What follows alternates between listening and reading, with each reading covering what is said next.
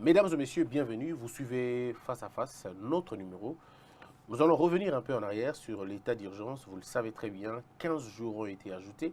L'état d'urgence a été critiqué par beaucoup de personnes, il faut le dire, beaucoup de scientifiques ont estimé que c'était un État bâclé qui virait à la dictature et que le président n'avait pas mûri suffisamment cette réflexion. Après tout ce qu'il y a eu, vous savez, la position du président de l'Assemblée, disons du Sénat, et tout ça, on a connu, on a tous entendu des choses. Aujourd'hui, une voix s'élève, c'est celle de Maître Oscar Moubiaï, qui est avocat au barreau de Lille en France.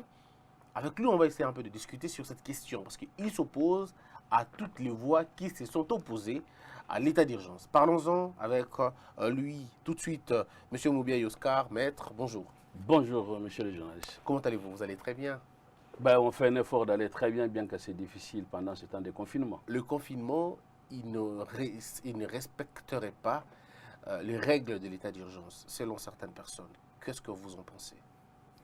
Il faut préciser tout de suite les choses. La question qui se soulève, c'est de savoir est-ce que l'état d'urgence est-il constitutionnel, parce qu'ici on aime trop la Constitution, ou alors est-il un état d'urgence de fait, comme le président du Sénat l'avait dit. Alors, à cette question-là, la réponse est claire et nette. L'état d'urgence reste constitutionnel. Pas de fait. Non, il n'a jamais été de fait. Maintenant, l'état d'urgence aujourd'hui soulève la question de savoir s'il reste toujours dans l'état du droit, s'il reste toujours constitutionnel. C'est ça le problème. Il faut distinguer le moment où on proclame l'état d'urgence et l'évolution de l'état d'urgence, parce qu'il y a plusieurs étapes. Alors, quand on proclame l'état d'urgence par le président de la République, il est totalement constitutionnel. Alors, dire qu'il était un état de fait, il faut exclure vite cette question-là. C'est parti sur une interprétation erronée du président du Sénat qui a fait une lecture isolée de l'article 119.2. Alors que cet article 119.2, pour le comprendre, il faut une lecture triangulaire de 119.2 qui renvoie à l'article 85 et 85 qui renvoie à 144. C'est cette manière-là triangulaire qu'on peut comprendre l'article 119. Or, le président du Sénat et tous ceux qui disent que le président de la République aurait violé la Constitution pour n'avoir pas obtenu l'autorisation du Congrès, à ce moment-là, ils font une fausse lecture. Alors, vous dites qu'il faut une fausse lecture, mais quand on suit le professeur Njoli, il s'appesantit sur des bases légales en disant que l'état d'urgence était tout simplement bâclé, qu'on n'a vraiment pas bien compris la question et que le président se serait trompé. Lorsque vous suivez le professeur Kalouba et bien d'autres juristes, ils sont nombreux. Le professeur, les noms vont venir, mais ils sont nombreux en tout cas à avoir dit l'état d'urgence, ce n'était vraiment pas une très bonne étude à faire pour le président. Et surtout lorsque le président aurait fixé l'ordre du jour de la réunion des parlementaires, alors ça a finalement tout capoté. Non, il ne faut pas confondre. Alors, le président de la République, il y a la prorogation de l'état d'urgence et la proclamation de l'état d'urgence. D'abord, on proclame l'état d'urgence, ça il faut en parler. Après, on peut discuter de la prorogation. Sur la proclamation de l'état d'urgence, la Constitution est claire là-dessus. Le président de la République constate qu'il y a des circonstances qui entraînent ou qui risquent d'entraîner l'interruption, le bon fonctionnement des institutions. En l'espèce, il y a le virus qui risque de porter atteinte à l'intégrité du territoire, qui risque d'interrompre le bon fonctionnement des institutions ou le fonctionnement institutionnel. Le président de la République proclame l'état d'urgence. Le premier cas de coronavirus a été entre le 8 et le 10. Si je ne me suis pas trompé, parce que j'ai compris, j'étais encore en Europe quand j'ai vu les images sur l'hôtel Bellevue pour dire qu'il y a le premier cas de coronavirus au Congo. Nous sommes entre le 8 et le 10 mars. Il faut saluer que le président de la République a été trop prompt. Ça veut dire avec beaucoup plus de responsabilité et des réactions rapides, contrairement à ce que l'on a pu constater en Europe, par exemple. On a pu hésiter. Il y a eu beaucoup d'hésitations pour savoir est-ce que le coronavirus arrivera en Europe ou pas. Vous avez suivi Trump qui disait que c'était un virus chinois. Macron est en train d'hésiter, alors que chez nous, il n'y a pas eu d'hésitation. Le président de la République, le 24 mars, a proclamé l'état d'urgence, sur base de l'article 85 de la Constitution, qui dit clairement, et vous êtes juriste, vous le savez c'est mieux que moi, que quand il y a des circonstances, on proclame l'état d'urgence. Alors, il y a le sénateur Sesanga que j'ai suivi, parce que vous avez cité les noms, qui dit qu'au moment où le président de la République proclame prend des mesures, alors qu'il n'y avait pas encore l'état d'urgence, ces mesures auraient été illégales. Non, pas du tout. Parce qu'il ne faudra pas comprendre l'état d'urgence sur un régime seulement constitutionnel. Quand le président prend des mesures, ce sont des mesures administratives. Même le bourgmestre de Gombe peut dire, voilà, aujourd'hui, il n'y a pas d'accès de voiture à Gombe. C'est une mesure administrative par voie des circulaires. Donc, quand le président de la République constate et prend des mesures, ces mesures-là ne sont pas illégales. Il le fait dans le cadre de son pouvoir de l'exécutif pour protéger la sécurité des Congolais, et il prend des mesures comme chef de l'exécutif. Mais lorsque les éléments qui devraient en principe se retrouver dans un état d'urgence se retrouvent dans un état qui n'est pas d'urgence, alors est-ce qu'on ne tombe pas dans la violation des droits fondamentaux et des libertés individuelles? Ah, là, nous allons y rêver. La seule difficulté de l'état d'urgence, c'est que le Parlement congolais a eu à s'abstenir volontairement et délibérément de ne pas prendre la loi qui protège, n'est-ce pas, les libertés des citoyens. Pourquoi? La Constitution dit à son article 85 que le président de la République proclame l'état d'urgence. Il l'a fait le 24 mars. Le Parlement, deux chambres séparées, toute affaire cessante, s'ils sont en session, on retarde la session pour pouvoir voter la loi de modalité d'application. S'il n'y a pas la session extraordinaire est convoquée de plein droit. Alors, la première question qui se posait est de savoir, fallait-il fuir? Parce que les parlementaires ont fui le front. Vous savez, Macron a dit que nous sommes en état de guerre. Quand le président de la République fait la concertation avec les deux présidents de chambre, c'était pour leur annoncer qu'il allait proclamer l'état d'urgence. C'est que M. Tambo Mamba a renié totalement. Il a dit qu'il n'a jamais été question de discuter sur une probable état d'urgence. Un probable état d'urgence. Par contre, c'était des conversations libres qui n'avaient rien à voir avec ça. Mais vous savez, c'est Abdoulaye Wade qui avait dit que les politiciens congolais, ils avaient un problème d'éthique et d'élégance. Maintenant, M. Tambo Mamba, le président du Sénat, peut dire ce qu'il peut dire, mais tout le monde l'a vu à la sortie de la concertation avec le président de la République. Et là, la Constitution n'exige pas du président de la République un avis du président du Sénat, encore moins de la présidente de l'Assemblée. Exige seulement qu'il soit concerté, donc qu'il soit informé. Donc, les deux présidents de chambre, le Premier ministre doivent être informés. Pourquoi cette information? C'est ça ce qui est important. C'est pour que si la session est en cours, qu'ils ne puissent pas clôturer la session. Parce que la Constitution dit, si on est pendant la session, le président ne clôture pas la session, retarde la clôture pour attendre la proclamation de l'état d'urgence. Vous verrez que pendant que les deux présidents ont été informés, ils savaient que le président de la République allait, ils avaient ce qu'on appelle l'information privilégiée, que le président de la République allait proclamer l'état d'urgence incessamment, et donc il ne fallait pas clôturer les sessions, il fallait retarder pour voter la loi. Et là, qu'est-ce qu'on a constaté? Les parlementaires ont déserté le front, ils sont allés, ils sont revenus, et c'est ce qui a tout dérangé, ils sont revenus maintenant, je ne sais pas pourquoi faire. Alors, revenons sur les ordonnances, parce qu'il n'y a pas que ça. Oui. Il y a eu beaucoup d'ordonnances avant. Pourquoi, depuis que le président Félix Tshisekedi est au pouvoir, ces ordonnances sont discutées, contredites, attaquées? Est-ce que c'est un travail qui est mal fait en amont, ou c'est simplement la mauvaise foi des partenaires? Ben écoutez, le président de la République, il est libre de choisir ses collaborateurs. Maintenant, il ne faut pas pratiquer la langue du bois pour constater que, malheureusement, il y a un peu assez de ratés.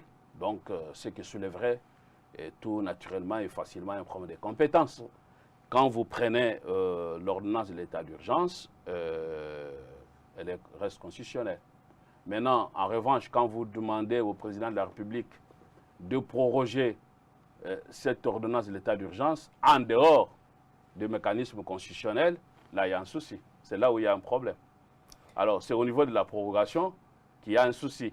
Donc, la prorogation devait se faire d'abord dans le cadre du Congrès et non pas deux chambres séparées. Si vous voulez, le Parlement s'est mêlé le pinceau. Là où il fallait voter la loi pour protéger les libertés des citoyens en deux chambres séparées, ils ont estimé que l'état d'urgence était de fait. Ils sont refusés de voter la loi parce qu'ici, le problème est que le président de la République proclame l'état d'urgence, prend des mesures qui sont susceptibles de porter atteinte aux libertés fondamentales et individuelles.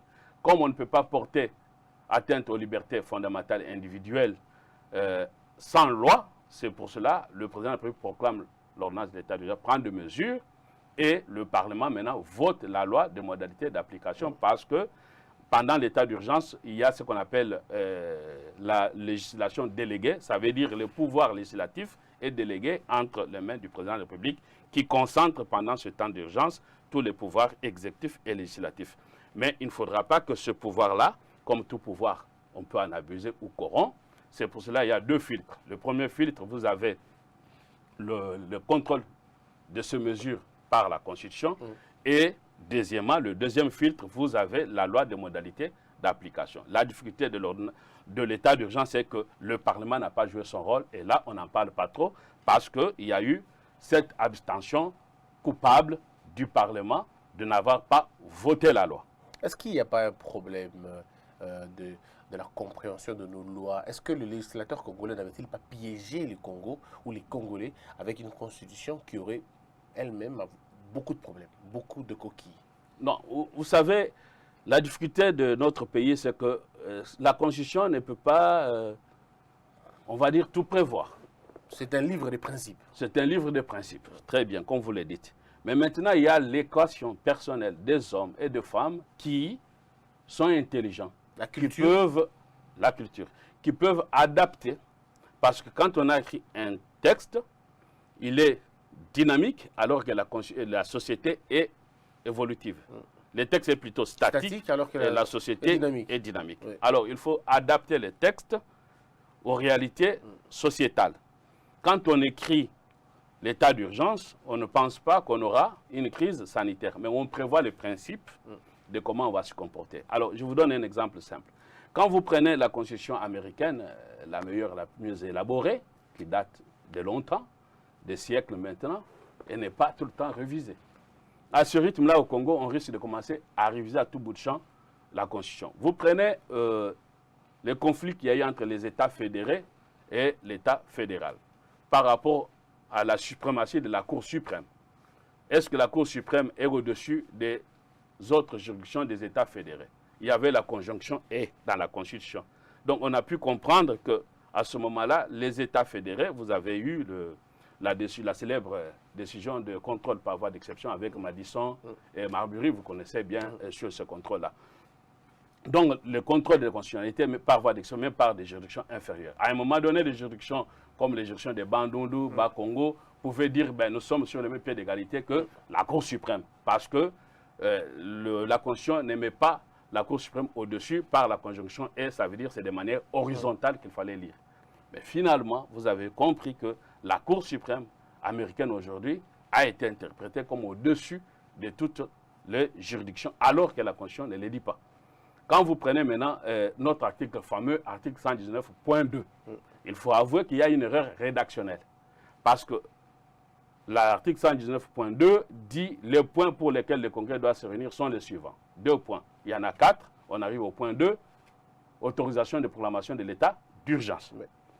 À ce moment-là, on comprendrait, comme on l'a compris, enfin le président du Sénat, si on n'est pas constitutionnaliste, parce que si on dit constitutionnaliste, il n'y a pas d'étude pour être constitutionnaliste.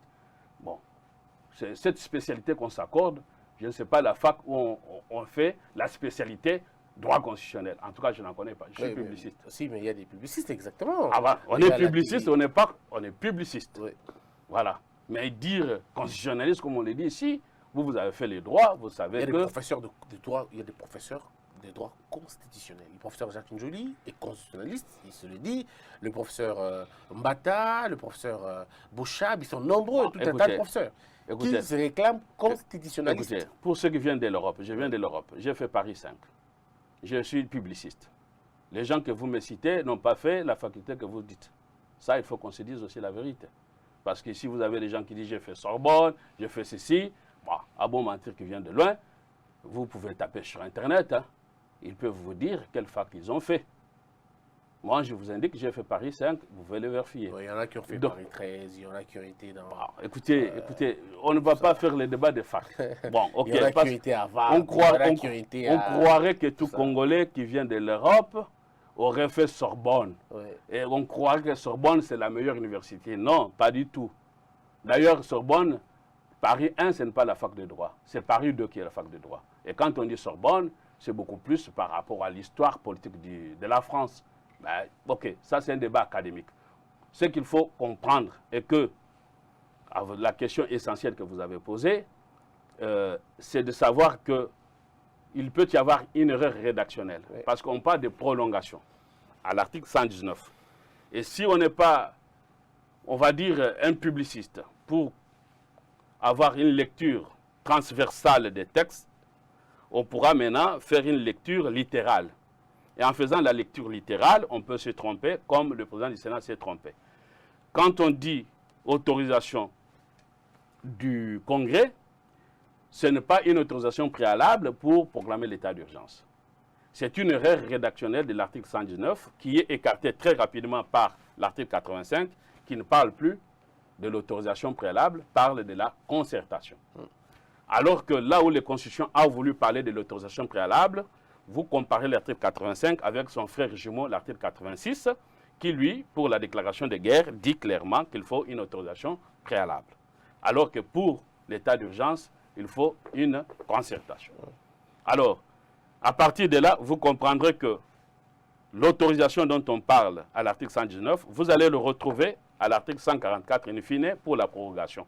Et là, la Constitution dit la prorogation de l'ordonnance de l'état d'urgence. Quand vous prenez cet esprit-là, vous écartez évidemment que l'autorisation parlée à 119, ce n'est pas pour une autorisation préalable, mais c'est une autorisation pour la prorogation de l'état d'urgence et on ne peut proroger l'ordonnance qu'au bout de 30 jours. Et cette lecture que j'ai faite est confirmée par l'arrêt de 2007 de la Cour suprême qui a écarté à bon droit l'autorisation préalable. Donc je crois que là on s'est bien compris. Maintenant il y a eu l'arrêt de la Cour constitutionnelle de 2020, l'arrêt du 13 avril 2020, qui est venu faire cette lecture en disant qu'il n'y a pas lieu à autorisation préalable. L'erreur de la Cour constitutionnelle, c'est de laisser une alternative en disant que le président de la République peut soit passer par l'autorisation préalable, soit ne pas passer par... Non, il n'y a pas d'alternative. Ça, c'est la première chose que l'on puisse dire là-dessus. Et finalement, cet arrêt de la Cour dont on parle, bah, vous avez les professeurs constitutionnels que vous avez cités, qui viennent vous dire, ben, écoutez, le même jour, la Cour s'est prononcée le même jour, les 13, tout s'est fait le même jour. Ben non, écoutez, il fallait féliciter la Cour de s'être prononcée le même jour, parce que nous sommes en état d'urgence. Ce sont des matières urgentes. Ça peut se faire d'heure en heure pour l'urgence. Et donc, quand un des professeurs du droit constitutionnel, parmi ceux que vous avez cités, vient vous dire que tout s'est fait le même jour, ce n'est pas juridique, ça. Mais alors... Qu'est-ce qu'on reprocherait à la Cour d'avoir prononcé un arrêt le même jour? Où est le problème? C'est pas mal de prononcer le même jour. Ah, mais vous savez qu'il y a les professeurs du droit constitutionnel qui critiquent cela. Alors, non, mais le problème, moi je voudrais qu'on reste dans les... Est-ce que vous pensez réellement, parce que vous venez de le dire, qu'il y a eu des petits couacs au niveau de l'ordonnance du président de la République sur la prorogation? C'est ce que vous dites, si j'ai bien compris. Non, non. Les petits couacs, ce n'est pas au niveau du président de la République. J'insiste. Le problème qui se passait maintenant, quand nous avons maintenant vidé, parce que sur la proclamation de l'état d'urgence, vous avez le président. Alors, quelles sont les étapes? Très rapidement. Le président de la République proclame l'état d'urgence. Première étape. Deuxième étape, les ordonnances du président de la République sont envoyées à la Cour constitutionnelle pour leur constitutionnalité. Ça a été fait. Et troisième étape, le président de la République saisit les deux chambres pour la prorogation de l'état d'urgence. Voilà les obligations du président de la République. Proclamer l'état d'urgence, envoyer les ordonnances à la Cour constitutionnelle pour leur constitutionnalité. Et enfin, trois, saisir les deux chambres. Le président l'a fait. Parce qu'il faut répartir des responsabilités. Exactement. Après, la Cour constitutionnelle a quoi comme obligation? Contrôler les ordonnances. Si elles sont constitutionnelles ou anticonstitutionnelles, la Cour constitutionnelle l'a fait par un arrêt. Alors, il faut tout de suite dire, parce qu'il y a le sénateur, je crois que c'est mon confrère Denis Sang, que j'aime bien, qui confond, à mon avis, les ordonnances de l'article 85 et les ordonnances de l'article 145. Non, il n'y a pas les ordonnances d'un régime de l'article 85 et les ordonnances d'un régime de l'article 145. Non, toutes les ordonnances sont du régime de l'article 85. Et l'article 145, c'est la procédure de leur conformité à la Constitution. Là, c'est première chose. Et deuxième chose, il ne faut pas non plus aussi dire toujours ce que le confrère dit, ce Sanga, je le cite. Évidemment, c'est pour ouvrir les débats. Quand on dit que les pouvoirs de l'article 85 du chef de l'État, ce sont des pouvoirs propres, non, pas du tout. Ce sont des pouvoirs soumis au contre-seing ministériel. Quand vous prenez l'article 79 de la Constitution, 79 comme on dit ici, vous voyez que les ordonnances autres que les chefs, autres que, sont soumises au contre-seing. Et dans autres que, vous avez 78, 80, 144, nulle part on cite 85. Donc les ordonnances prises dans le cadre de l'état d'urgence sont des ordonnances soumises au contre-seing ministériel. Et donc on a élagué aussi cette difficulté et cette confusion. Alors, donc la Cour constitutionnelle, qu'est-ce qui lui a été reproché par les professeurs? Un, de s'être prononcé les mêmes jours. Ça, nous avons dit qu'il n'y avait pas... il fallait féliciter la Cour constitutionnelle. Deux, dit que, bah, écoutez, la saisine, la requête du chef de l'État a été du 9 et la Cour s'est prononcée le 13 et que finalement on reprocherait au chef de l'État de n'avoir pas envoyé de manière immédiate les ordonnances à la Cour constitutionnelle. Contrairement à ce que la Cour constitutionnelle a dit qu'il n'y avait pas de délai de prévu, non, il y a les délais de prévu. Ces délais-là, c'est un délai raisonnable parce que la Constitution dit que les ordonnances sont envoyées immédiatement. Quand on dit immédiatement, il y a un délai. Le problème, c'est que ce délai-là n'est pas assorti d'une sanction. On ne peut pas dire que la requête est irrécevable parce que hors délai. C'est dans cela, peut-être que la Cour a dit qu'il n'y avait pas de délai. Il n'y a pas du tout de sanction. Et donc, s'il n'y a pas de sanction de prévue pour l'irrécevabilité, la requête était donc recevable. Donc, il n'y a aucune critique à faire là-dessus. Et au final, les ordonnances ont été à bon droit proclamées afin de déclarer constitutionnelles. Alors, où en sommes-nous aujourd'hui?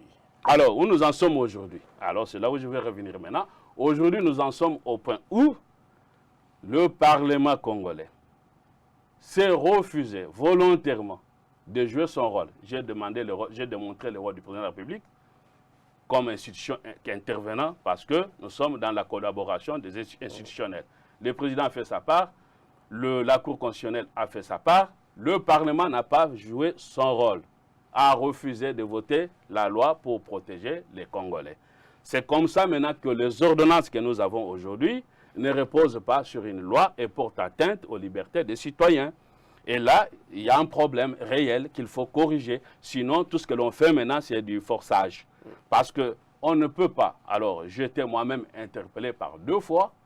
Un, on me dit, pourquoi tu te retrouves ici? Donc, on va me priver, moi, ma liberté d'aller venir sur base des ordonnances de l'état d'urgence qui restent constitutionnelles, mais qui sont privées de leur efficacité en l'absence de la loi. Vous comprenez que la difficulté que nous avons aujourd'hui, toutes les mesures qui sont prises aujourd'hui sont des mesures qui sont devenues pas anticonstitutionnelles, mais illégales.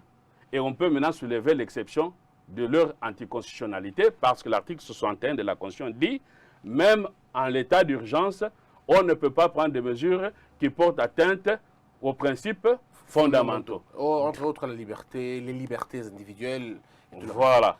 Mais pour cela, il faut qu'il y ait des organisations qui agissent. Et moi, j'ai saisi le Conseil d'État. Je me demande pourquoi le Conseil d'État. J'ai saisi le Conseil d'État depuis, ça va faire depuis le 24 avril. Quel était le motif ou la motivation de votre requête? Mais parce que les mesures portent atteinte à nos libertés. Mais dans un état de droit. C'est l'état d'urgence. L'état d'urgence supplante tout ça. Mais, monsieur Christian, je vous dis ceci, et c'est la Constitution. Je vous vois, vous maîtrisez bien les articles de la Constitution, parce que je crois, les gens qui m'ont appelé en Europe, passent chez Christian. Aujourd'hui, je suis chez Christian et je suis avec Christian. Quel honneur. Bon, alors, l'article 61 de la Constitution dit ceci. Même lorsque l'état d'urgence aura été proclamé, il ne peut être porté atteinte aux libertés sans loi. Même quand l'état d'urgence aura... Or, il n'y a pas de loi.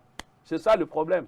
Mais alors, s'il n'y a pas de loi, c'est parce que le Parlement a refusé d'agir convenablement. Mais justement. De poser des actes qu'il faut. Et on n'en parle pas. C'est pour ça que je demandais la démission du Parlement. La démission du Parlement. Mais qu'ils ferment la porte, qu'ils ont fui pour protéger les Congolais. Qu'est-ce qu'ils reviennent faire? Pour mettre maintenant du désordre. Voilà maintenant les désordres. Ils ne votent pas la loi là où il fallait voter la loi.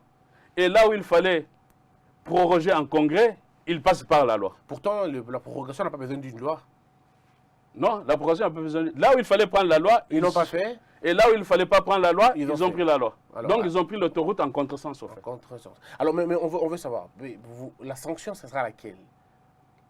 Bah, en la matière, la sanction est politique. En matière politique, la sanction est politique. Oui. Si c'était le président de la République, heureusement que le président de la République a tout bien fait. Bon, après, ils vont vous dire, mais c'était monsieur de l'UDPS ou pas. Écoutez, moi, je suis un indépendant. Je suis des droits de l'homme. Je vous ai dit. Je ne vous ai pas présenté comme l'UDPS, en tout cas. Non, mais parce que chez nous, ici, il y a l'étiquetage. Au lieu d'aller dans les débats de fond. Malheureusement. Bon, alors, il faut qu'il y ait un débat de fond sur les réformes de la société, sans couleur d'ordre politique. Et il ne faut pas tout politiser. Il ne faut pas tout mélanger de toutes les façons. Alors, quand on revient sur la question dont vous dites, il faut des sanctions politiques. Qu'est-ce que vous voulez dire exactement? Par sanctions politiques, en matière constitutionnelle, il y a des sanctions qui sont prévues. Et dans notre constitution, les sanctions ne sont prévues que pour les présidents de la République et le Premier ministre par ce qu'on appelle mise en accusation. Heureusement, bravo au président de la République, il a tout bien fait au plan constitutionnel.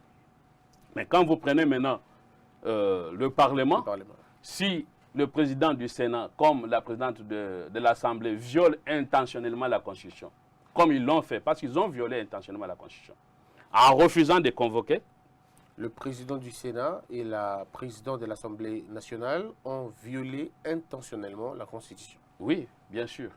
Mais intentionnellement, sur une erreur peut-être de droit. Et l'erreur de droit, c'est que le président du Sénat ait imaginé que le président de la République avait besoin d'une autorisation préalable.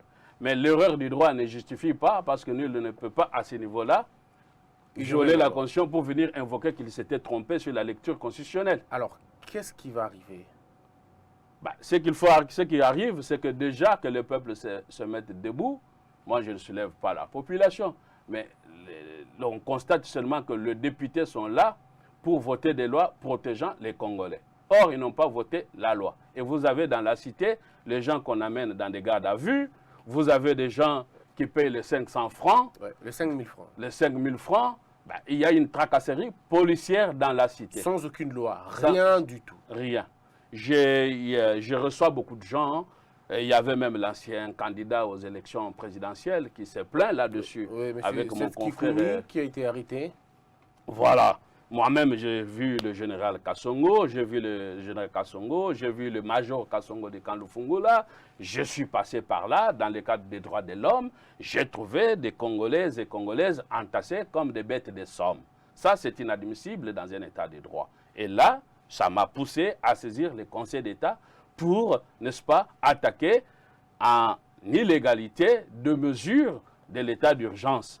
Et ces mesures-là, cette action-là permettra que nous saisissions la Cour constitutionnelle pour démontrer l'anticonstitutionnalité et l'illégalité des mesures qui nous privent de notre liberté, qui nous confinent, qui nous fait arrêter, qui nous fait des amendes sans loi. Et là, c'est la faute du Parlement et on n'en parle pas assez. Et le président du Sénat, comme la présidente de l'Assemblée, se repose tranquillement et ils nous sortent des histoires de champagne, là où il fallait qu'ils prêtent des lois pour protéger les Congolais. Voyez-vous que ça, c'est grave. Alors, bon, donc maintenant, vous posez la question. La question, c'est aux futures élections qu'on va interroger en termes de bilan. Vous, nous étions en état d'urgence. Qu'avez-vous fait pour nous protéger? Vous n'avez pas voté la loi. Et là, aux urnes, ils peuvent être sanctionnés. Mais si nous étions très sérieux, on aurait demandé seulement, comme ils ont fui le front, ils se sont retirés, et ils reviennent maintenant dans une sorte de théâtre, là où, pour violer toute la Constitution avec les formats réduits, avec des masques, avec des lois, là où il ne fallait pas le faire.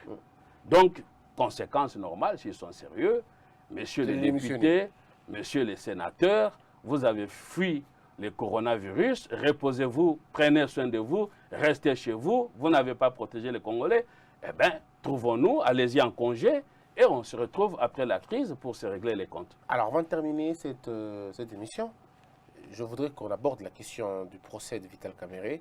Mais avant d'aborder cette question, Est-ce que le président va encore demander une autre prorogation de 15 jours ou ça va simplement s'auto-déclencher de soi? Monsieur Christian, alors, en droit, on dit la forme l'emporte sur le fond. Autrement dit, on dit aussi, fraude se il y a corrompu. La faute corrompt tout. Donc, vous comprenez qu'en droit, on ne fait pas, ça demande de la rigueur. Si le départ est fauché, les prémices sont mauvaises. On ne peut plus continuer à parler. Donc, aujourd'hui, à partir du moment qu'il n'y a pas eu la loi que le Parlement devait voter pour les modalités d'application, on ne peut plus continuer. C'est ça. Il faut sortir de ce régime-là pour aller sur autre chose et protéger les Congolais. Parce que proroger, on ne peut pas proroger ce qui est à la base illégal. Ce qui est nul est sans effet. On vous dit bien, prenez la loi, vous ne prenez pas la loi. Et vous venez pour proroger, on dit bien proroger. On ne peut proroger que ce qui existe. Or, le Parlement n'a jamais voté une loi. Comment il va vous proroger? Il proroge quoi? Je ne comprends pas. Qu'est-ce que vous demandez au président de la République à ce stade? Que le président de la République constate les dysfonctionnements institutionnels, en l'espèce, la carence législative. Il ne faut pas se voiler les yeux, il ne faut pas faire de l'état d'urgence, il ne faut pas confondre l'état d'urgence sanitaire et l'état des droits. Ce sont deux choses différentes. Parce qu'on peut sortir de l'état d'urgence aujourd'hui, et j'espère qu'on y sortira, mais l'état des droits, on n'y sort jamais. Et là, l'état d'urgence sanitaire est sorti de l'état du droit. Il faut très rapidement remettre l'état du droit en route. Très bien. Et pour cela, le président de la République, qu'est-ce qu'il va faire? Il va passer sur un régime administratif pour sortir d'un régime constitutionnel en constatant que le Parlement, il y a eu une carence législative en l'absence de la loi. Il ne va pas enfreindre au principe sacro-saint de Montesquieu, la séparation des pouvoirs. Non, mais la séparation des pouvoirs, c'est quand il y a collaboration, c'est que la Constitution a voulu. Il y a eu que pour que l'état d'urgence existe, il faut qu'il y ait le président qui joue son rôle, il l'a joué, le Parlement devait jouer les siens, il ne l'a pas joué, la Cour constitutionnelle a joué les siens. Donc, par la paralysie parlementaire, l'état d'urgence est devenu canard boiteux. À ce moment-là, le président, pour revenir, heureusement que je suis face à un juriste, désolé, ben, il faut que les gens me comprennent, j'ai la faiblesse pour ceux qui ont fait du droit.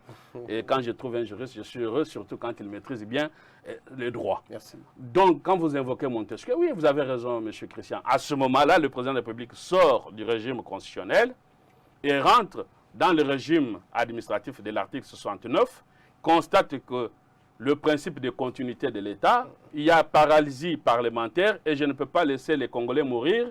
Moi, président de la République, garant du bon fonctionnement des institutions, je prends des ordonnances protégeant les Congolais. Ces ordonnances seront administratives et non constitutionnelles et il va conduire l'état d'urgence jusqu'à la sortie de la crise et après on réglera les comptes pourquoi le Parlement n'a pas joué son rôle. Nous sommes dans un régime de redevabilité, ça vous en parlez beaucoup, et vous avez évidemment raison. Ce qui manque à ce pays, c'est qu'il n'y a pas de...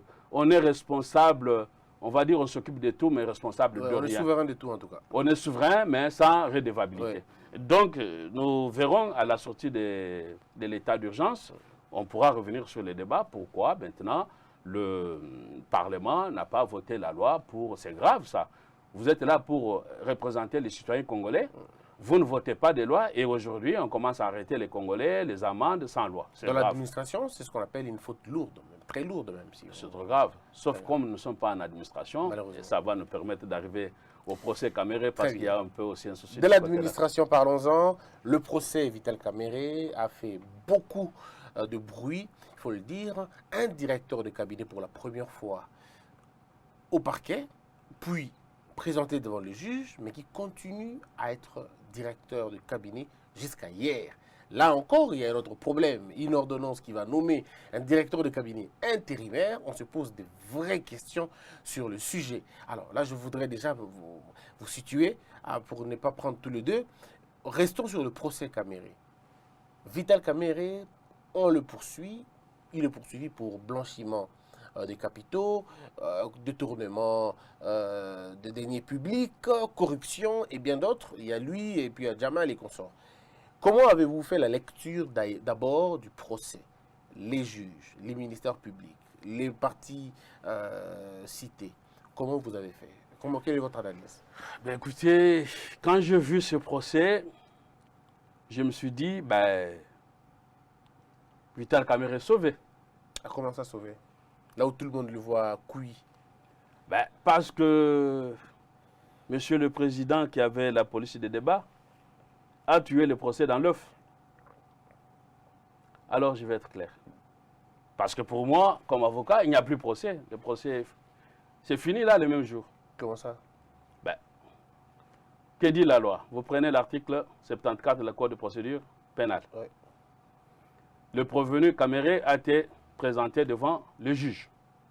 Nous ne sommes plus en matière d'enquête là. Nous sommes en audience publique. Parce que je vois mes confrères ici, bon, c'est devenu... En même temps qu'ils violent eux-mêmes ce qu'ils disent, ils commencent par dire, ben, je suis avocat, on est interdit de faire des commentaires, et après ils font des commentaires. Il n'est pas interdit à un avocat de raisonner, de critiquer. Un avocat, c'est un révolutionnaire. Bon, notre serment, moi qui suis allé en France, d'où vient ce serment-là? Les serments des avocats actuellement, c'est le serment du temps de Napoléon. Les Français même ont corrigé ça. On ne peut pas demander à un avocat de dire « je ne dirai rien qui soit contraire ». Mais comment ça? Qui soit contraire à la loi. Ah, il ne peut pas critiquer le jugement. Comment un avocat ne peut pas critiquer un jugement? Critiquer, ce n'est pas... Si on ne peut plus critiquer, qu'est-ce qu'on fait? On est dans le Moyen-Âge, là. Bon, ça c'est une parenthèse, vous avez compris qu'il y a déjà un problème. C'est pour ça que vous avez mes confrères qui ont beaucoup de difficultés. Quand vous leur posez des questions, ils disent ben, « la déontologie me l'interdit ». Non, attendez, il ne faut pas interpréter mal les choses. Donc maintenant, pour revenir à ce que vous puissiez être en train de dire. Bon, je considère que les prévenus ont des bons avocats. Mais moi, qu'est-ce que j'ai constaté là-bas dans cette histoire? Les avocats ont demandé le renvoi. C'est un réflexe normal. Et le président a accordé le renvoi. Mais qu'est-ce qu'il a fait? Il a interrogé les prévenus. Donc, il a violé l'article 74. L'ordre d'instruction 1, la lecture des procès-verbaux. 2, bon, on commence. 1, identification des prévenus, ça a été fait. 2, lecture des procès-verbaux. 3, audition des témoins s'il y en a. 4, instruction, audition des prévenus. Mais il a auditionné le prévenu. Mais il ne pouvait pas parce que il n'a pas lu les PV. Il n'a pas auditionné les témoins. Mais, en plus, oui, ce qui est grave, on auditionne les prévenus alors que leurs avocats disent « nous n'avons pas eu accès au dossier ». Ça, ils sont libres de dire ça, mais c'est pas, les juges ne sont pas liés aux propos des avocats, vous le savez, maître. Non, les juges ne sont pas liés au procès des avocats, mais les juges sont liés au principe directeur du procès. Oui. Et les principes directeurs du procès s'opposent aux parties et aux juges. Oui. En l'espèce, c'est le droit de la défense. Oui. Et quand on est à la première audience, et d'ailleurs c'est sur principe des droits de la défense qu'on a renvoyé l'affaire. Parce que les avocats ont sollicité un renvoi pour prendre connaissance du dossier. Alors il faut écarter ce que les avocats ont dit et ont demandé aussi ce que le parquet a pu dire aussi. En matière pénale, on peut solliciter l'autorisation d'élever copie des pièces quand le dossier est en instruction. Et ça s'appelle autorisation qui est adressée au procureur général. Quand on dit autorisation, le procureur général peut refuser ou accepter. Donc le débat n'était plus là, ça c'est administratif. Oui. Mais puisque c'était déjà au greffe, pourquoi demander... Exactement. Oui. Heureusement, ben, j'aurais pu être peut-être avocat des Kamerhe, ça serait mieux. Donc, quand maintenant le dossier est au greffe, la loi dit que le dossier est déposé au greffe dans le délai de 72 heures. Oui. Ça veut dire 3 jours avant, pour permettre aux avocats d'aller prendre connaissance du dossier au greffe. Et tirer copie si possible. Et tirer copie si possible. Donc, le débat qu'ils ont soulevé, des copies levées, copies des pièces, c'est un débat inutile. Alors, maintenant, quand vous arrivez au greffe, il peut arriver qu'à la première audience, les avocats n'ont que 2 choses à demander. De dire que, bon, vu le volume du dossier, nous n'avons pas pris connaissance de tous les dossiers, coronavirus, nous n'avons pas eu le temps utile. Et nous vous demandons, Monsieur le Président, votre honneur, de nous accorder le renvoi pour préparer la défense. C'est ce qu'ils ont fait. Et bien fait par ailleurs. Et aussi, ils sollicitent de la première audience la liberté provisoire. Ça, c'est la pratique. Qui a été rejetée après. Bon, ça, ce n'est pas un problème. On peut accepter ou refuser. Bon, parce qu'il ne faudra pas que les gens se focalisent sur condamnation de Kamerhe ou acquittement de Kamerhe et que l'état de droit passera selon qu'on condamne ou qu'on acquitte Kamerhe. Non, Ça, ce n'est pas ça la question. L'état de droit, ça va être le respect de la procédure, des principes directeurs du procès et tout le reste. Voilà. Et en même temps, l'état de droit est déjà en marche parce que c'est la première fois que l'on voit un directeur de cabinet en prison. Donc, au-delà de la tête des Camérés, qu'est-ce qu'il faut comprendre? C'est qu'il faut comprendre qu'il faut mettre fin au régime d'impunité. C'est ça ce qui est important. La tête des Camérés, bon, Importe peu. par rapport à la nation, je ne sais pas ce que ça vaut. Donc, tout simplement, nous en arrivons donc au principe directeur du procès, qui est le procès équitable et qui exige donc qu'il y ait le respect des droits de la défense. Quand moi je demande le renvoi, et je dis que je n'ai pas encore connaissance du dossier, vous interrogez mon client, et ce client est-il protégé? Il va répondre, et qu'est-ce qu'on a vu comme scène? On a vu que Caméré est en train de dire qu'il niait d'avoir rencontré les uns, mais on était déjà en instruction sur le fond, sans que les avocats aient donné la ligne de défense à leurs clients. Les clients, écoutez, pour finir, simplement. Mais la panique qu'on a observée dans à la défense, au niveau des accusés, je veux dire, Caméré et les autres, mais ce n'est pas au juge d'aller organiser la défense des avocats de l'autre côté. C'est eux-mêmes, c'est à Vital Kamerhe qu'on a posé la question et lui-même est allé, je suis intellectuel, je connais tout le monde, je connais dans ma vie beaucoup de personnes. Monsieur Christian, oui. Ce que vous venez de dire me rappelle, vous savez, en France, pour devenir avocat, on fait l'école. J'ai fait l'école des avocats du barreau de Paris. J'ai reçu un vieux monsieur en retraite qui est venu nous donner cours sur le droit pénal. Il a dit ceci: demain vous serez avocat, méfiez-vous des politiciens. Ce sont des mots pires des clients qui puissent exister parce qu'ils ne comprennent rien, ils sont analphabètes.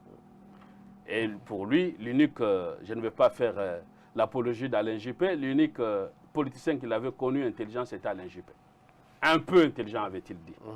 Donc quand vous êtes avocat, celui qui est devant le juge, il est pitoyable. Il est en souffrance. Parce que c'est quelqu'un qui voit tout s'écrouler sous ses yeux. Et en matière pénale, on risque de tout ce qu'on a de plus cher, sa liberté, me disait mon professeur Bayona. Voilà. Donc voilà, ce M. Kamerhe risque tout ce qu'il a de plus cher, sa liberté. Il n'est pas maître de ses facultés. Et là, c'est l'avocat qui doit jouer le rôle. Vous n'accordez pas la parole à un prévenu sur le fond, alors que l'avocat dit « je n'ai pas connaissance du dossier ». Exact. Ça, le juge ne devrait pas le faire, du côté du juge. Oh, il l'a fait. Donc, il a violé les droits de la défense. Et quand on a violé les droits de la défense, le procès s'arrête. Et on va faire de qui? Mais je vous dis, le procès s'arrête. Maintenant, ils peuvent continuer le forçage, comme nous sommes habitués dans ce pays.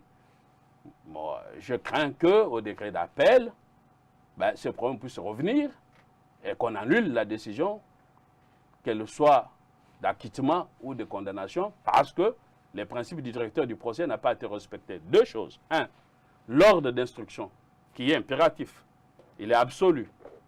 Le juge qui a la possibilité de débat doit le faire dans l'ordre, sinon tout le monde fera ce qu'il veut. Nous avons donné l'ordre de l'article 74. Ça n'a pas été suivi. Je pense que vous êtes d'accord avec moi. Vous n'avez pas entendu la lecture des PV. Vous n'avez pas vu l'audition des témoins.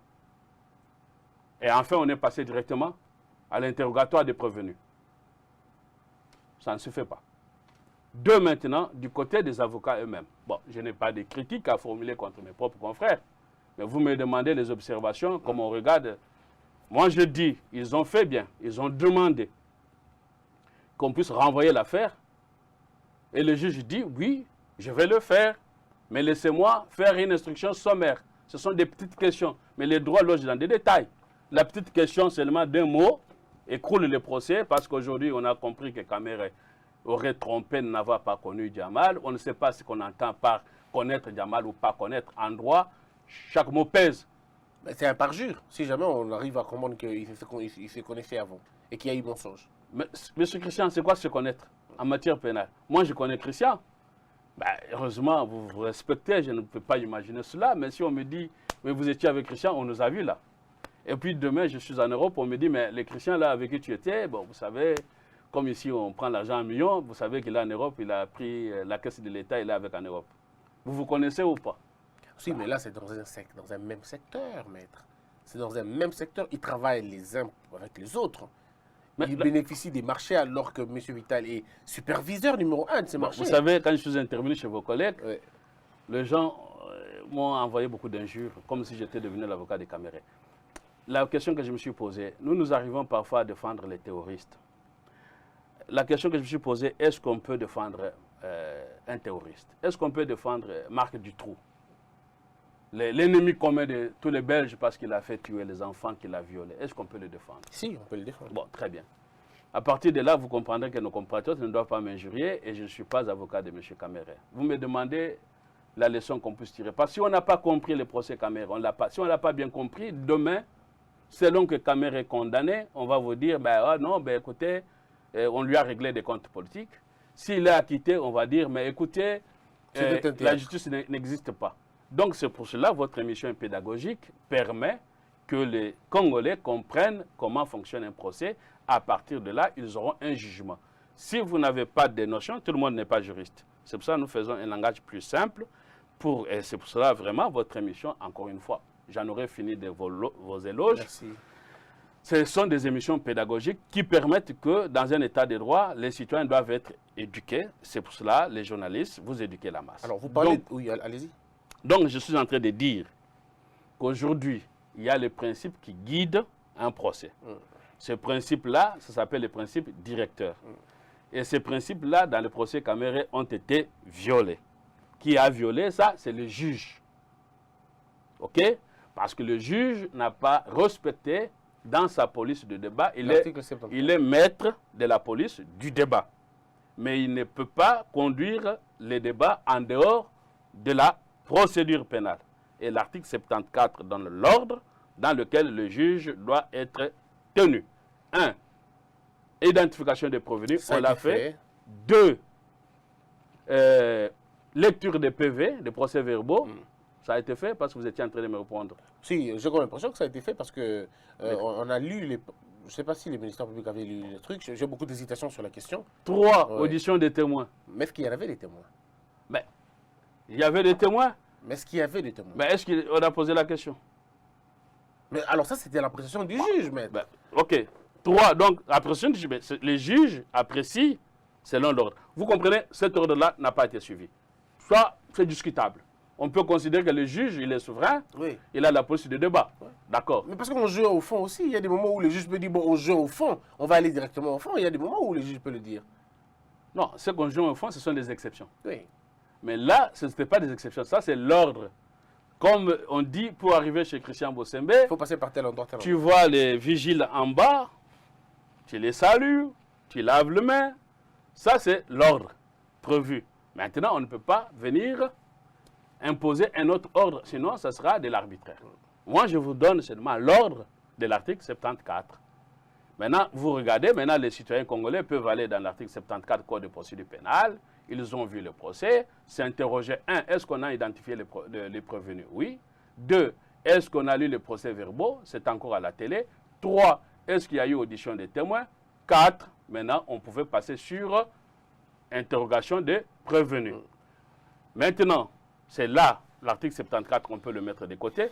Quand nous arrivons maintenant sur l'interrogation des prévenus, si l'avocat de la défense sollicite le renvoi parce qu'il n'a pas pris connaissance du dossier, on n'interroge pas les prévenus. Vous allez l'interroger sur quoi? Parce que l'avocat ne sait pas de quoi vous allez parler. Et donc l'avocat devrait, maintenant le juge, lui, l'a fait. Chacun va tirer sa responsabilité. Alors, mais je voudrais qu'on revienne un peu sur la question. Les dossiers sont allés au parquet, disons au tribunal, ça faisait 3 semaines. Donc, alors la paresse des avocats de la défense ne peut pas se justifier. Parce que les dossiers étaient déjà envoyés au niveau du tribunal, ça faisait 3 semaines, plus de 2 semaines. Alors comment aujourd'hui on peut revenir pour dire on n'a pas eu le temps de lire les dossiers? Monsieur Christian, voilà, il y a des choses dont on discute, peut-être parce que si l'on discute de tout, mais il y a des choses qui ne se discutent pas parce que les règles sont déterminées. Quand un avocat sollicite un renvoi, sur le plan déontologique, il n'y a pas de discussion parce que les confrères adverses doivent, au nom de la confraternité, ne pas mettre leurs confrères en difficulté pour s'opposer au renvoi. Et d'ailleurs, avant de passer devant le juge, les avocats se connaissent, se concertent et disent, bon, écoutez, moi, je vais solliciter mon renvoi, est-ce que tu t'opposes ou pas? Ils doivent avoir dit ça en avance. Et généralement, les avocats ne s'opposent pas au renvoi sollicité pour la première fois par leurs confrères. Donc, ce débat, c'était une perte du temps. Deuxièmement, une fois qu'on a sollicité le renvoi, les juges restent souverains, parce qu'il a la politique du débat, d'accepter ou de refuser. Maintenant, dans notre cas, est-ce qu'il a accepté? Oui. Eh bien, si tu acceptes, tu ne fais pas l'instruction. Vous acceptez et vous posez les questions à mes clients. Et vous dites que ce sont des petites questions. Mais en droit, il n'y a pas ce qui est petit et plus ce qui est grand. Accepteriez-vous un débat avec un autre avocat? Parce que moi, j'ai du mal à vous opposer des argumentaires contraires, parce que ce n'est pas mon rôle. Moi, je suis en train de poser des questions et vous, vous jouez le rôle de la pédagogie. Accepteriez-vous un débat avec un autre confrère? Comme ça, on essaie d'éclairer l'opinion ensemble. Mais vous savez, ça me pousse à dire un mot très rapide sur ce que je constate ici, que je réfléchis autour de ça, sur la liberté de la presse. Ouais. Bon, on prend beaucoup de temps pour dire que finalement, il faut dépénaliser. Il faut dépénaliser. Non, on peut aussi corriger ça, parce qu'il ne faut pas tout loi, c'est lourd la loi. On peut résoudre ce problème simplement par une jurisprudence. Vous avez beaucoup de vos collègues qui ont été poursuivis. On fixe le dossier. Bon, je n'ai parlé avec un de vos collègues qui a dit que vous étiez son jeune frère et qui vous apprécie beaucoup. C'est l'honorable Élisée Tamboué, qui a dit que, bon voilà, c'est réciproque, je l'apprécie beaucoup aussi. Bon voilà, lui, il avait fait quand même l'objet avec Ngoï Kassanji de poursuite, je ne sais pas où ça en est arrivé. Donc on peut fixer juste les dossiers devant le tribunal et le juge va simplement acquitter les prévenus journalistes au motif que l'information qu'il avait apportée au public n'était pas de nature d'exposer la personne au mépris, parce qu'on parle sur des diffamations, injures, tout ça. Et donc, on est puni quand ce que vous dites est de nature à exposer les concernés au mépris.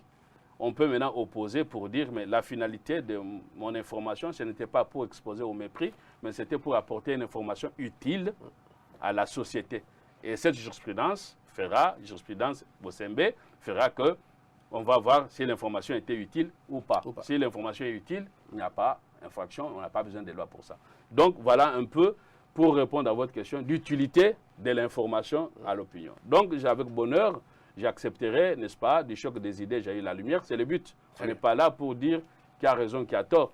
Donc, j'accepterai évidemment avec bonheur la contradiction, et surtout la contradiction. Si vous invitez les gens qui viennent dire les mêmes choses que moi, ce ne sera pas intéressant. Très bien. Alors, on va terminer cette émission parce que là, on a fait 53 minutes, les 30. Ça passe vite parce que c'était déjà intéressant. Mais avant de terminer, je voudrais savoir, qu'est-ce qui se passe le 25? Le 25, je crois. Oui, le 25, le renvoi est pour le renvoi. Qu'est-ce qui va se passer? En tant qu'avocat de carrière, comment les juges doivent-ils se comporter? Comment les avocats de la République vont-ils se comporter? Et comment les avocats de la défense vont-ils se comporter? Est-ce qu'ils vont encore solliciter un autre renvoi? Parce que quelqu'un me faisait rire en me disant, les avocats, ils aiment beaucoup le renvoi. Ils peuvent renvoyer même à 2, 3, 4 mois, comme ça vous restez sur la même affaire. Est-ce qu'en faisant ça, parce que là aussi ça m'arrive à l'esprit, est-ce qu'en faisant ça, on ne préjudicie pas le client qui, lui, est en arrestation, pardon, en détention? Bon, voilà, en cette matière-là, tout est réglementaire. Sauf que dans notre pays, il y a ce qu'on appelle des pratiques contralégales. Il y a la loi et il y a des pratiques. En matière pénale, l'idée c'est que le procès doit aller vite. Et en matière de renvoi, matière civile, bon, à moins qu'il y ait eu évolution, parce que ça fait quand même plus de 10 ans que je ne suis plus ici, je sais que, parce que j'ai pratiqué, je sais qu'on ne peut pas aller au-delà de 3 renvois du point de vue de la loi en matière civile. En matière pénale, les juges à la police du débat, ils déterminent. Et l'idée d'ailleurs, parce que vous avez un prévenu qui est en détention, l'idée c'est qu'il connaisse son sort. Parce que quand on est en détention, on ne connaît pas encore son sort. Et c'est très lourd de pouvoir dormir chaque jour avec une sorte d'épée de Damoclès sur la tête, sans savoir demain si on sera prisonnier ou pas. Voilà. Donc les avocats ont intérêt à ce que ça aille vite. Malheureusement, je constate que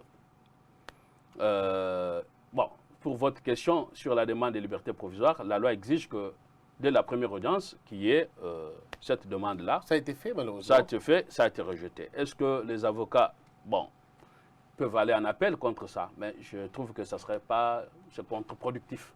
Parce que ça va retarder le procès. Entre-temps, le prévenu a besoin d'aller vite, de connaître son sort. Donc, je crois qu'il n'y a pas utilité de faire l'appel. Et donc, nous serons maintenant, le 25, nous entrerons dans ce qu'on appelle le vif du sujet. On va directement dans le fond? Dans le fond, l'instruction. Parce que le dossier, quand il est déjà au niveau du tribunal, on est au fond. Et si je peux faire une étude comparative avec l'Europe, avant que le dossier arrive devant le juge d'instruction, donc le ministère public qu'on appelle ici, vous a déjà dit si vous avez des exceptions. Tout ça, c'est déjà élagué au niveau de l'enquête. Et quand le dossier vient devant le juge, il n'y a plus d'histoire d'exception. Donc, malheureusement, ici, on arrive devant les juges pour soulever des exceptions. Mais les exceptions, vous savez que ça soulève une limite, ça veut dire avant le débat au fond. Là, on est déjà allé au fond, ça veut dire que les exceptions sont couvertes. Et je suis quand même un peu curieux. Vous comprenez la conséquence de ça?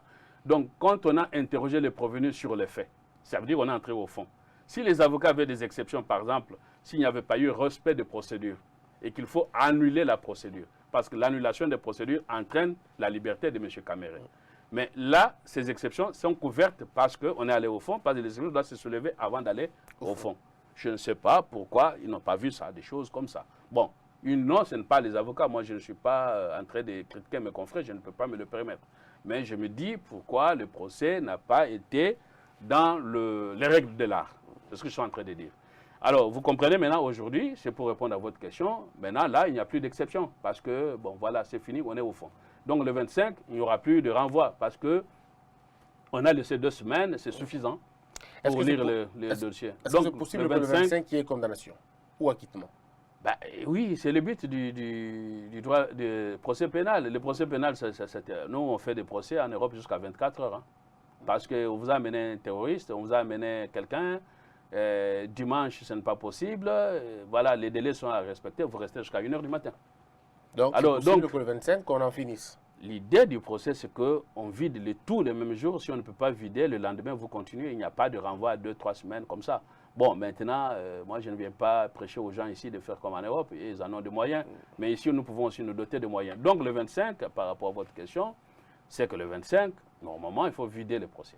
Quelles sont les erreurs à ne pas répéter? Ben, les erreurs à ne pas répéter, beaucoup plus, il faut parler de la défense. Hein? Donc, parce que les partis civils n'ont pas des erreurs, parce qu'ils attendent de l'argent. Oui.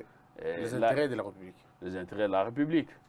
Bon, parlant des intérêts de la République, pourquoi, à votre avis, on n'a pas cité Eurobank comme civilement responsable? Je n'ai pas entendu parler de Eurobank, alors que ceux qui ont agi sont des préposés de la société. Nous savons que nous n'avons pas la responsabilité pénale de la banque. On est qu'au début de l'instruction. Peut-être qu'avec le temps, ils vont appeler ces gens-là. Non, pas les appeler, mais il faut les poursuivre en civilement responsable. Mais non, c'est au niveau de l'enquête qu'on fait ça. Ce n'est pas... Bon, voilà, vous avez les sociétés des Libanais. Bon, les Libanais, le monsieur là, c'est un individu. Il peut mourir aujourd'hui parce qu'il avait donné l'air d'être malade. S'il mourait, l'argent de la République rentre comment? Il faut que sa société soit partie au procès. Il faut qu'Eurobank soit partie au procès. À ce moment-là, ils répondent, n'est-ce pas, comme civilement responsables des infractions commises par les prévenus. Et Vital Caméré? Ben, Vital Caméré, on ne va pas quand même demander. Vital Caméré, c'est pour cela. Vital Caméré, il y a une partie civile qui est l'État. Donc l'État est déjà entré, enfin, l'État est déjà parti au procès pour demander les dommages subis par l'État. Mais maintenant, Eurobank et la société de ces Libanais-là, ils ne sont pas partis au procès. Donc, de sorte que si ces messieurs-là, l'un rentre en Belgique ou en France, parce qu'il y a un Européen, l'autre rentre au Liban, comme Carlos Ghosn, là, c'est lui qui a fait en Japon, ben, l'État va avoir l'argent comment? Voilà. Bon, vous avez compris, ça c'est la première erreur à ne pas éviter. Il faut absolument, si c'est encore à corriger, qu'on le fasse. Deuxième erreur à ne pas commettre, c'est que la défense ne puisse pas laisser M. Vital Caméré jouer son intelligence, Là, on n'a pas besoin de l'intelligence là. On est prévenu. Et quand on est prévenu, ce sont les avocats qui conduisent les procès. On se tait, on écoute. On écoute. Et on répond à une question de manière précise et claire. Donc, voilà les erreurs à ne pas connaître. Et puis enfin, les erreurs à ne pas connaître pour l'opinion, c'est de croire que voilà, on a besoin de la tête des caméras, ça passe ou ça casse. Non, ce n'est pas ça la question. La question aujourd'hui, c'est déjà se féliciter que Caméré soit là. Maintenant qu'il y a la présomption d'innocence, qu'on fasse confiance à la justice et que la justice soit indépendante, de sorte que, quelle que soit l'issue du procès, le Congo a déjà gagné. Merci beaucoup, Maître Moubiaï Oscar. Je rappelle que vous êtes avocat au barreau de Lille en France et vous êtes aussi publiciste. Vous ne voulez pas qu'on vous appelle constitutionnaliste, vous êtes publiciste. Oui, parce que publiciste, les publicistes englobent les constitutionnalistes, mais les constitutionnalistes n'englobent pas les publicistes. Merci beaucoup. Alors, merci en tout cas d'avoir répondu à nos questions. Je crois que les internautes seront édifiés. Et je reviendrai avec vous prochainement. Pourquoi? Pour ne pas parler de l'ordonnance du président nommant le directeur de cabinet. Pour qu'on essaie de parler, c'est une vraie question du droit administratif, une vraie question de droit public. On va peut-être parler de la notion de l'intérim. Les Congolais veulent savoir exactement ce qu'est la notion de l'intérim, qui est intérimaire et qui ne l'est pas. Le Congo, nous sommes dans un pays où on a vu des DG faire de 5 ans d'intérim. En même temps, on nomme, on engage, on pose tous les actes, on va en parler. Est-ce qu'un intérimaire peut être nommé par ordonnance présidentielle? Toutes ces questions, on va vraiment discuter un autre jour, peut-être pourquoi pas prochainement. Merci à vous tous, mesdames et messieurs, d'avoir été nombreux. Vous avez été nombreux, vous avez fait confiance à cette émission. Si vous avez été dérangé ou si vous avez aimé l'émission, bien, laissez-nous un commentaire. Et si vous avez des questions à poser à Maître Oscar, faites-le, ne vous en faites pas. Le numéro est affiché sous le bas de l'écran. Que la peur quitte nos esprits et que Dieu bénisse la RDC. Debout, Congolais.